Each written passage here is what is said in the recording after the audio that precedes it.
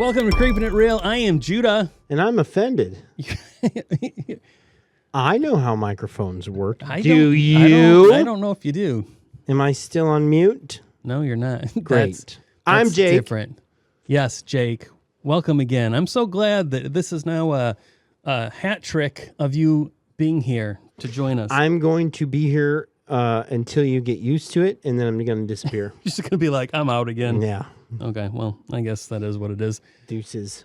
So I'm excited in a way today to speak about this movie because, as you know, I backed this under the name of Creepin' It Real. This movie just came out. I got my Blu-ray in the mail. This and movie, your Tootsie Pop? And my Tootsie Pop. This movie is called Blue Murder. Now, just to give everybody a little background here, I recently, meaning like a year ago, started an Instagram for Creepin' It Real. And Instagram is mostly about self-promotion from what I've gathered. And foot pics. I wouldn't know about that. Yeah, I wouldn't either. Blue Murder reached out to me and they were like, hey, could you check out our Indiegogo? And I went there and I looked at it and I was like, oh, this is a freaking slasher film and I hate slashers. But they got you. Well, I said to him, I was like, sorry, guys, I hate slashers. And they're like, it's different. It's different. And I was just like, yeah, okay. But I really badly want to be a part of the horror community, and I want this channel to grow, and I want to be able to engage with other fans. And I was like, look, even if it is a slasher, I'm going to do it for all the selfish reasons. It's all about me. I'm going to back this simply for me. Yep. But that's what it was. I was like, I want to be part of this community, and this is how, if this is what I have to do, this is what I have to do to start getting the Creepin' It Real foot in the door. So yeah, I backed it. I became, I don't remember, whatever it was I signed up for, got my name in the credits with what do they call it? A nickname? Yes, you for did. some reason. Gumball. My nickname is Gumball. I'm not really sure. It's probably because it's massive zit on my nose. Oh my gosh. I was wondering when you would work that in. Yeah. Massive. Nice job. That was smooth. Thank you. Smooth. I thought that worked in quite well. Dude, I respect you. Anyway, so I got it and I didn't have I didn't have high hopes for this movie. And that is not to be a jerk to all of you who worked on this, because I have respect for you. And I am going to tear the shit out of this movie now. Let's do this. But know full well that it's done out of love. And I completely respect you guys. And I appreciate you putting my name. This is like what you say before. Like it's you, not me. This is going to sound racist, but it's not. Like, that's what your, like, uncle says at Thanksgiving, like, before he talks about building a wall. Dang. So, I'm not saying that's racist. Well, let's get okay. Mouth. Do you want to start, or do you want me to start? Now that I've set things up and I've made sure that they all know that all the horrible things I'm about to say about their movie shouldn't be taken seriously. I'm going the high road here. 10 out of 10, boys. Dang. 10 out of 10. You heard it here. First rating. I don't know if it'd be the first rating. I don't know what Rotten Tomatoes has it as, or if it is on Rotten Tomatoes. I don't know if it's on Rotten Tomatoes yet. This thing's got a $30,000 budget from what I know. From crowdfunding. I don't know how much stuff costs. Okay, I know cameras and stuff like that. We have a ton of camera equipment. That stuff alone is crazy, even if you're renting it and whatnot. Look, it was different. When they said it was different, it was different. Mm-hmm. I'd say 75% of this movie I could have probably done without. There's 25% of it that made me giggle, made me and the boys giggle. And who are the boys? The boys. What are the boys? The other men that work here. We all sat down and made them watch it with me. Didn't make them. I mean, they enjoyed it too. We enjoyed laughing at this movie.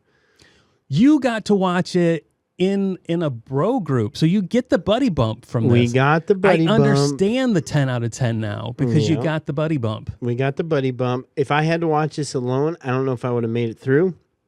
But the fact that we were just kind of joking about it, having fun, it was tolerable.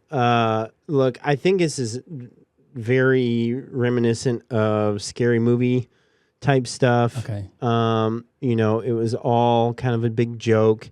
It was goofy. I think there were moments they were trying to make it serious that just did not hit, that did not fit. The storyline, there is no storyline. That's okay. If it's a goofy movie like this, then sure. They're trying to get in all the tropes. You know what I mean? There was a lot of them. I mean, they got that werewolf in at the end. I don't know. Yeah, out of nowhere. Out of nowhere. Out of nowhere, bro. That CGI was... That definitely looked like something I could have gotten off of Envato. Clip art? Yeah. Yeah. Clip art CGI that they just were like, throw that in there. Yeah. I mean, it was... Look, dude, this is not a movie that we went into the expectation of, well, it better be a banger or else. We knew it would be goofy. I knew it would be goofy. Mm-hmm. Plus, he told me it was going to be goofy. It was goofy. It was very goofy. The number one thing for me that they had going for them is it was satire. I mean, they did not take themselves seriously at all. Sometimes I wonder too if people do that.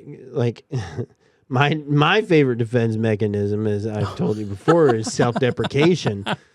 So if I get it out beforehand, maybe.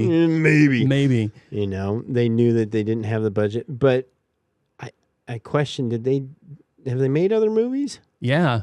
Okay. So those credits at the end, those reels, those are real other reels? Movies that they got. Real trailers? Yeah. Okay. And they're selling a box set right now of all the movies that they've done. I think there's 4 movies total that are in this box set.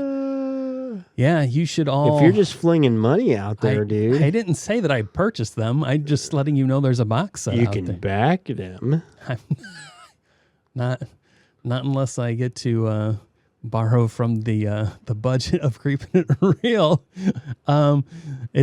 Exactly. For me, I wanted to watch the movie first before I passed it on to Jake because I wanted to know how embarrassed you would be. I needed to be. I also didn't know. Okay, it came in the mail. My sister is my housemate. It comes in the mail. I opened it. I look at the back of this Blu-ray, and I toss the Blu-ray to my sister, and I say, "Don't read anything. Just tell me what it is I'm watching based off the photo off the back of this movie." And she's like, "Oh, you're watching a porn." And I was like, "Exactly." Okay. Yeah. So that was another thing. I was like, I need to watch this to see if I truly backed to porn or not before. I need to watch this with my pants on. Yes. And see if I had my pants off by the end. Exactly. They were still on by the end. So I just needed to make sure that when I presented this to Jake, I didn't. Just so you know, all of our pants were off by the end. So. Oh, wow. Okay. Makes a little sense. I can say that I was grateful there is no nudity in this movie. There is cleavage that occurs in it, and it definitely has sexual themes in it, but there's no nudity. So jeez, dude. I'm Does glad it for ever? that. Now, as far as production goes, my first thought was this looks like a made-for-TV movie. Yeah, it was very reminiscent of like some of the Stephen King stuff. Yes. Yeah. As far as just the feel of it went. 30 minutes in, which I didn't know it was 30 minutes in, I paused the movie to see where I was at. And I saw I was only 30 minutes in, and my thought was, crap, I got 40 more minutes of this I have to watch. And I was like, well, I'm just going to buckle in and let's watch this. Then some characters. He rebuckled his pants is what exactly. It means. Yeah. Then some characters were introduced, and I started to enjoy it more. So the synopsis. What are some of those characters? I'd like it was to hear the frat boys. The frat boys, man. Really? Yeah. Well, let me just. So what this is it's a Halloween night. There's a nurse that decides to dress as a slutty nurse for her costume, which, Wow. good for you. Clever. There's a serial killer who only kills people who deserve it, which is basically just obnoxious people. Something happens to her. She goes to the hospital. Some weird freak storm occurs, and like a Freaky Friday situation happens. And the spirit of the serial killer goes into this nurse. They didn't switch bodies, but no. Now the nurse has the nurse's personality and the serial killer's personality, which in a dream an ongoing world theme, by the way. Battle throughout this movie. So, this nurse ends up murdering these sorority girls, and then the frat boyfriend comes. Almost all the sorority girls. Almost, exactly. Yeah, that's right. Mm-hmm. The one Except normal, for the one in timeout. Exactly. She spared her life because she wasn't a piece of trash. So frat boys come in, see that his girlfriend's been murdered, and then he's like, well, we got to get our revenge on this sexy pizza nurse. And then I started to enjoy some of the absurd, almost dad joke type humor that occurred in the movie from this point. Bro juice? Yes, bro juice. Bro juice! Now, there was one scene in particular, and I'm just going to tell you, it got me. I died laughing, and I'm not particularly proud of it, but it made me laugh. The frat boys go to encounter, those middle-aged street white guys. You know what I'm talking about? I don't even know. They're just like two middle-aged white dudes that are supposed to be like street hip-hop. You're talking about Jay and Silent Bob. But Silent Bob never talks, so how can you even refer to them? Look, it was an older version. I thought it was funny because Connor even said this. He goes, "Is that Rob Dyrdek?" And we're like, looks like him. But yes, Hot Tubs, and I forget the other guy's name. Yeah, I can't remember. Yeah. So, main frat boy is talking to him, and the dude grabs him by the shirt and yanks it, and he rips his shirt off, but he has the same exact polo underneath it. And I'm not gonna lie, I out loud laughed when it happened. That was good. I was just like, that got me. You got me. Dang it. Good for you guys. You got me. And there was definitely a racist joke thrown in there about black people not being able to swim, which I was like, we died laughing when he's like, "Don't worry, Mr. Ducky. They're more afraid of you than we are of them." That whole bathtub scene was just so weird. So some of the humor landed for me, but other times I was like, this is just trash. I did like the fact that Shaggy was in the movie. Who's Shaggy? Shaggy, the Christmas guy. You remember the Christmas couple? Yes. Okay, you remember the husband? Yeah. He looked just like the actor who that played plays Shaggy. You think so? Dude looks just like him. Pull up a photo. Maybe. Pull up a photo. We'll see.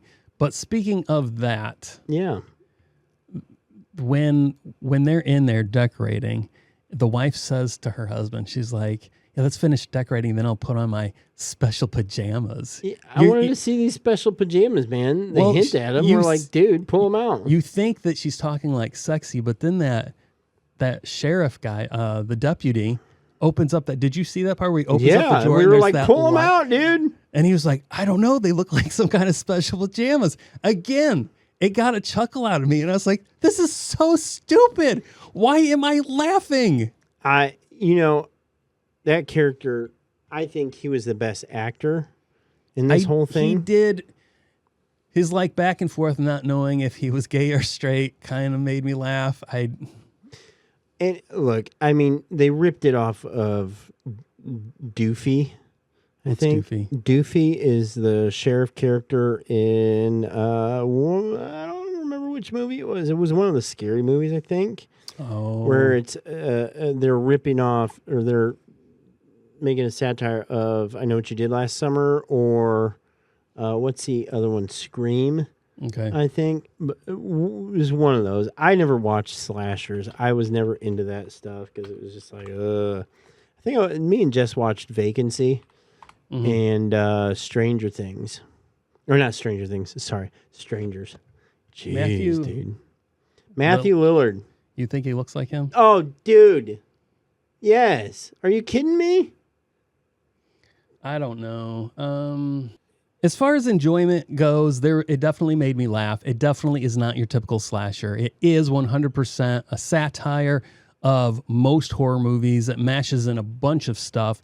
There was a kid who was smashing pumpkins wearing a pumpkin mask that got his pumpkin smashed. I rooted for that. That completely scene was like way overdrawn, by the way. It did. It kept going. I don't know if it was intentional or not, but her smashing his pumpkin was yeah. And when we say pumpkin, we mean his head. Yeah. They threw in weird ghost type situations. So, like I said, I was bored at the first 30 minutes. Then I got engaged when the frat boys came in. But then, like the last 10 minutes, it felt like the movie just went off the rails, and it was hard to even follow. It didn't make any sense to me. Dude. When they go into that diner, there's characters from another movie that are in there. So I guess had we seen that other movie, it may have made more sense to me. But to me, it just felt like a shtick that made no sense to me. And to me, it just made the movie feel stupid. Oh, the last 10, 15 minutes were, holy shit, dude. Like, what is going on? Like, when she's getting murdered and she's seeing herself murdering. Yeah. And I'm just like, what in the fuck? And then, can we talk about the lichen? Yeah, we already did. Why? Why? A random werewolf for like seconds pops up, and it's like, what was that all about? And what's up with the clown girl? Okay, I wanted to talk about the clown girl because if my theory is true, which I'm not saying it is, I'm going to give this a 10 out of 10. I had a feeling that maybe that was a jab at Terrifier because I felt the makeup looked quite a bit like the little girl in Terrifier, the girl clown. And I was like, if this is a jab at Terrifier, I'm glad I supported this movie. Oh, you're an asshole. I'm going to have to reach out to the director and ask him. Yeah, go ahead. But you don't think so? No, it wasn't that. It's just like you hate Terrifier so much. Yes. That you look for reasons. And but you didn't. So there was nothing in your brain that made you think there was any kind of connection. No, I thought. Well, you look at the cover. Mm-hmm. Okay, you look at the cover. You look at the marketing behind it and stuff. I thought the clown was going to be a murderer. Yeah. I thought they would play a much bigger role, but then the bitch just kills the clown. Yeah. And I'm like, what is this? What's the point here? You know what I mean? I was a little taken back. And then how they can't all come back at the end. They're all alive. And Pumpkinhead is not smashed anymore. Yeah. And damn it, Butch. I didn't get it. I don't know if they were just they were at the end of their budget. And they're just like, all right, wrap it up. Yeah. You know, add all the stuff. You know, their CG and all that stuff. And it was rough. So then there's supposedly going to be a sequel to this. Potentially, yes. And I don't know where that comes into play because it didn't feel like, again, the ending was so confusing that I didn't see the potential for a sequel. And then I don't know, man. It went way off the rails. This whole movie was just off the rails for me. Like, yes, there's satire, and I get that, but sometimes it's not done well. Mm-hmm. You know what I mean? And I feel like they were trying to get everything in, and it just felt way, way too much, man. Like the pizza boy with the sausage, we're like, yeah, we get it. Yeah. You know? Yeah. Like, dude, you know, whatever. Anyways, look, mad respect for making a movie because that's not easy. I mean, we've got a couple of YouTube channels where we're like, you know what I mean? And that's a 20-minute video. So the fact that you guys made a movie, 100% respect, 100% respect to the actors, except for Elvira. What a slut. Right at the beginning, yeah. I forgot about her, yeah. Yeah. So I would just say that good on you guys for trying to continue to do this and keep doing it. I mean, that's the only thing I can say is, hey, this is a movie that if you've got a bunch of buddies that you want to sit down and have some pizza with and laugh and go back to junior high days about making wiener jokes and stuff like that, man, this is all for you. I mean, there was some enjoyment there. I would rate this. Dude, I don't know what to rate this. You know what I mean? What standard are we rating it to? You know, if we're comparing it to Scary Movie, I give it a 4 out of 10. Okay. You know, I mean, you guys made a movie, so there's that. You know? You're probably too young for this, but was USA Up All Night around when you were? Maybe on the tail end. Okay. So this to was me... Was that before or after Skinamax?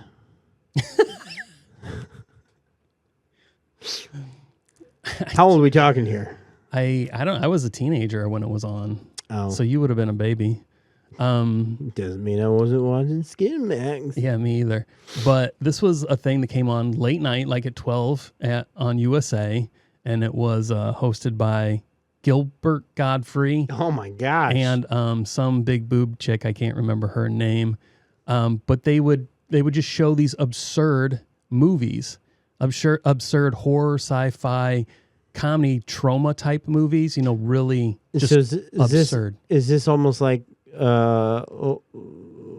Last Drive-In?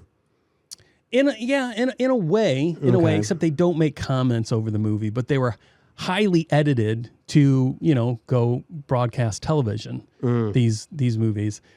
This reminded me a lot of something that I would have seen on USA Up All Night. Okay. Which in a strange nostalgia type way kind of was like, oh yeah, this seems like one of those absurd movies I would have seen there. Not necessarily would I have enjoyed it, but at that age it was like I was probably trying to see like some cleavage or something.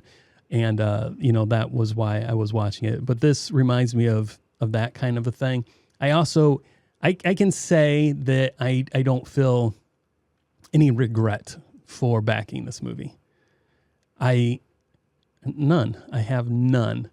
Had there been nudity in it, I would have been like, I can't believe my name is on this movie, and I would have been. Who's gonna see this? I was no like, one. Don't worry, Judah.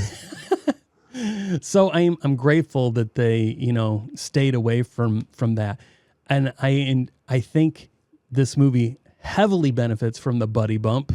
Mm-hmm. If you watch it with somebody, I think, with the amount of laughter that you will have with each other over this movie, I think it puts it in a 6 out of 10. But where I watched it by myself, it's definitely a 4 out of 10. Okay. In the production, but they're working with what they got. They're indie, $30,000. So not bad. But this is not generally something I would grab and pop in had I not backed this movie. Had you not already been hard? No. Had I not backed this movie, there's no way I would have ever chose to watch this movie. Had he not backed this movie, there's no way I would have been forced to watch it. Exactly. But if you're into satire and you like getting together with your friends and laughing at some dumb stuff, this is right up there for you. With that, we'll give it a bro fist. Exactly. You off-camera bro fist.